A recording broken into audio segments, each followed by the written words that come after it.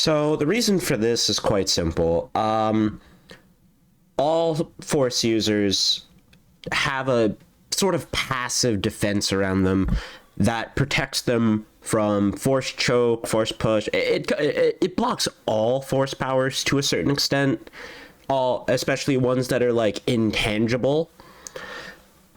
Because obviously having a rock thrown at you and you get hit by the rock, well, it doesn't fucking matter if you have a force bearer, you just got hit with a giant rock.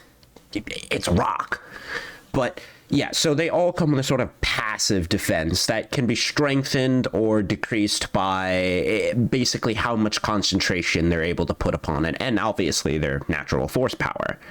So Force Lightning, for example, does two things. One, it's an external force power, and two, it disrupts your concentration when it hits you because it causes immense pain and agony, forcing the user to, well, concentrate on the pain. Along with that, Force users, for Jedi specifically, don't want to use the Force as a weapon if at all possible, so they'll tend to avoid it and not use it as much as humanly possible. Now, for Sith, the thing about them is it varies massively onto why they do or do not, compared to the Jedi, where it's just literally part of their philosophy. So for the Sith, it could be they literally just have a preference for cutting people in half, and they enjoy the violence of the situation at hand.